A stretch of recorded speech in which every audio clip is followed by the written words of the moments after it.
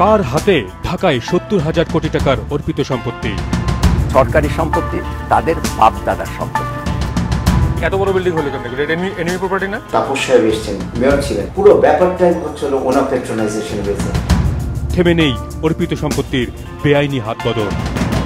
কিভাবে একটি group of companies এত অল্প দামে কিনে নিল?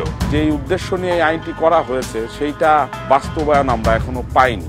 বাড়ছে হতাশা, বাড়ছে অনিশ্চয়তা, বাড়ছে বিপদ। আইন ভায়োলেট করে তো আসলে বহুতল ভবন অর্পিত সম্পত্তির উপর করার কোনো সুযোগ নেই।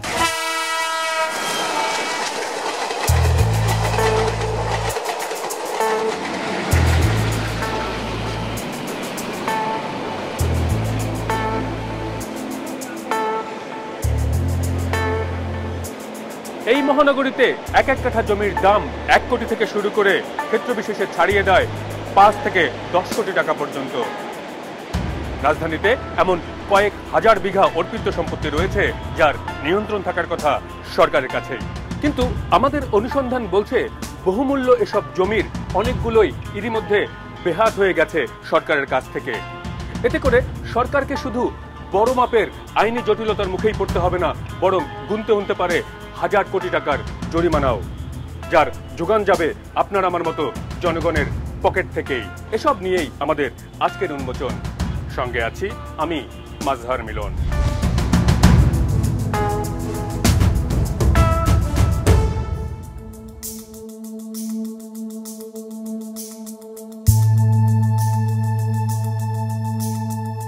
ফরিদপুরের নিভৃত গ্রাম ঈশান গোপালপুরের নামকরণ যার নামে হয়েছিল জমিদার রায় সাহেব ঈশানচন্দ্র সরকারের বসতবাড়ি এটি। এই বাড়িকে কেন্দ্র করেই ফরিদপুর ছাড়িয়ে আশপাশের বিস্তীর্ণ এলাকায় জমিদারি পরিচালনা করতেন ঈশান সরকার। জমিদারি প্রথা বিলুপ্ত হয়েছে, শান শওকতের চিহ্ন এখনো ছড়িয়ে ছিটিয়ে রয়েছে চারদিকে।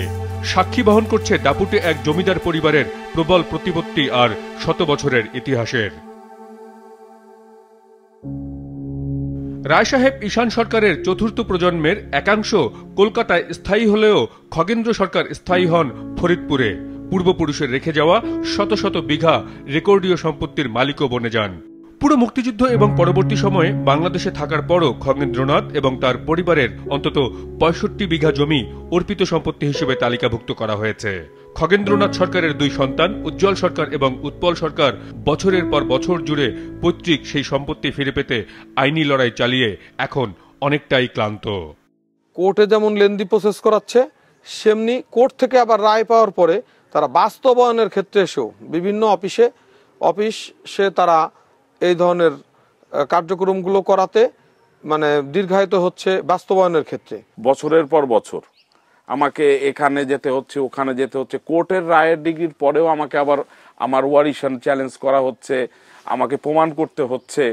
আমরা ডিসি অফিসে কোর্ট করেছি, আপিল করেছি, আপিল শেষ হয়েছে, কোর্ট থেকে অর্ডার এসছে ডিসি অফিসে গিয়েছি, তারপরে আবার এসিল্যান্ড অফিস থেকেও আবার তদন্ত করা হয়। এই পরিবারটি মুক্তিযুদ্ধ পরবর্তী সময়ে ফরিদপুর শহরে নিজেদের মালিকানার পৈতৃক জমি বিভিন্ন স্কুল, কলেজ, এমনকি থানার জন্য দান করেছেন। সবাই তাদের সম্পত্তির মালিকানার বিষয়ে জানে। অনেকগুলো মামলা এরই মধ্যে তারা জিতেও গেছেন, কিন্তু সম্পত্তির দখল নিতে ব্যর্থ হয়েছেন নানান জটিলতায়। অনেক ক্ষেত্রেই তাদের এই সম্পত্তি দখল করে বসে আছেন সনাতন ধর্মীরাই। অথচ এসব অনেক জমিরই মালিকানা জমিদার পরিবারকে ফেরত দিতে ডিক্রি জারি করেছে আদালত। যেমন ফরিদপুর শহরে অন্তত ৫ কাঠার এই জমি সরকারের কাছে পত্তন নিয়ে মন্দির কিংবা নানান স্থাপনা বসিয়ে এখন দখল ছাড়তে নারাজ সনাতন ধর্মী এই পরিবারটি। লিজ বাতিল হয়েছে, প্রকৃত মালিককে জমি বুঝিয়ে দেওয়ার নির্দেশনাও এসেছে, কিন্তু নিত্য নতুন অজুহাত তুলে দখল আটকে রেখেছে লিজ নেয়া ব্যক্তিরা। এটা কি আপনার কেনা সম্পত্তি? হ্যাঁ। কার কাছ থেকে কিনেছিলেন? এই যে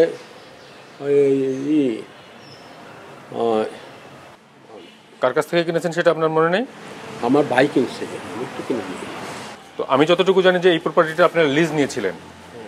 হ্যাঁ, লিজ নিয়েছিলেন। তো কার কাছ থেকে লিজ নিয়েছিলেন? সরকারের কাছ থেকে। তো কিনেছেন বললেন কেন? আমার কেনা সম্পত্তি, এটুকু আপনার কেনা সম্পত্তি, কিন্তু এই প্রপার্টিটা তো লিজি সম্পত্তি মন্দিরের নামে। মন্দিরের নামে আপনার কাছে কোনো ইয়ে আছে, বরাদ্দপত্র আছে? আছে। কি বরাদ্দপত্র? লিজ 2020 সালে আপনাদের এটার লিজ বাতিল করা হয়েছে, উজ্জ্বল এই সম্পত্তির সে শরিক না, কিন্তু পরবর্তী কোর্ট থেকে তো এখানে রায় দিয়ে দিছে। হ্যাঁ, কোর্ট থেকে তো এখানে রায় দিয়ে দিছে। আপনারা যেটা মনে করেন সেটা করেন, আপনারা আমার সাথে কোনো আপনার আর কোনো আলোচনা, আপনারা দখল ছাড়ছেন না? আপনার কোনো দখল তো করি নেই। ফরিদপুর শহরের জমজমাট নিউ মার্কেট এলাকায় এই পরিবারের আরো কয়েকটি জমিসহ দোকান অর্পিত হয়েছিল। সে সময় পরিবারটি ফরিদপুর শহরে থাকা অবস্থাতেই সেই সম্পত্তি ফিরে পাওয়ার প্রক্রিয়া সম্পন্ন, কিন্তু এবারও বাদ সেধেছেন সেখানে লিজি হিসেবে থাকা কয়েকটি সনাতন ধর্মী পরিবার। প্রশ্ন হলো, এসবের কোন জমি কেন অর্পিত সম্পত্তি হিসেবে তালিকাবদ্ধ হয়েছে, আর তা হয়েছে কোন প্রক্রিয়ায়? কাজল দেবনাথ কয়েক দশক ধরে অর্পিত সম্পত্তি প্রকৃত মালিকদের ফিরিয়ে দেওয়ার আন্দোলনে যুক্ত। বাংলাদেশ হিন্দু বৌদ্ধ খ্রিস্টান ঐক্য পরিষদের সভাপতি তিনি।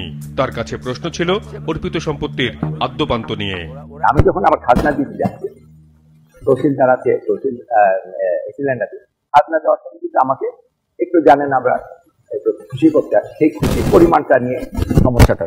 খুশির পরিমাণ যদি টলারেন্সের মধ্যে আমরা দিয়ে দিই, না দিলে পরে একেবারে কোট আনকোট যে আমাদের বইটা থাকে তার ডান দিকে মন্তব্য করলাম পেন্সিল দিয়ে ভিপি লেখা। ভিপির ব্যাপারেও কিন্তু আরেকটা মজার ব্যাপার আছে, যে পেন্সিলে যে ভিপি লেখা আমরা যদি একটু বাড়িয়ে দিলাম, তহসিলদার সাথে নেগোশিয়েট করে ফেললাম, তাহলে পরে ওই যে পেন্সিল দিয়ে লিখলো ওইটা রাবার দিয়ে ইরেজ করে ফেলে, সমস্যা নাই। সুতরাং দুর্নীতির গোড়াটা কিন্তু ওখান থেকে আসলো, পেন্সিল দিয়ে ভিপি, কলম দিয়ে ভিপি, সেক্রেটারিয়েটে মামলা মানে তদবির করার জন্য একটি লবিস্ট গ্রুপ। ফরিদপুরের জমিদার ঈশান সরকারের পারিবারিক সম্পত্তি কিভাবে অর্পিত সম্পত্তি হিসেবে তালিকাবদ্ধ হয়েছে তা অনেকটাই পরিষ্কার কাজল দেবনাথের কথায়। আর সেই সম্পত্তি ফেরত পেতে নিত্য নতুন জটিলতার মুখে পড়ে হতাশায় পড়ছে ঈশান পরিবারের বর্তমান প্রজন্ম। বিভিন্ন ধরনের হুমকি, বিভিন্ন ধরনের থ্রেট, এবং এটা স্থানীয় চেয়ারম্যানের মাধ্যমে এগুলা সমস্ত কিছু অন্যান্যরা করিয়েছে। আপনার নারী নির্যাতন মামলা ঢাকার যাত্রাবাড়িতে আমার নামে করেছিল, আমার মেজ ভাইয়ের নামেও সেম একটা মামলা এরকম গণধর্ষণ মামলা করিয়েছিল, যাতে আমরা এই ভিটা বাড়িতে ঠিক মতন থাকতে না পারি। যে উদ্দেশ্য নিয়ে এই আইনটি করা হয়েছে সেইটা বাস্তবায়ন আমরা এখনো পাইনি। আইন যদি সঠিকভাবে পরিচালিত হতো তাহলে আমাদের এই ভুগতে হতো না।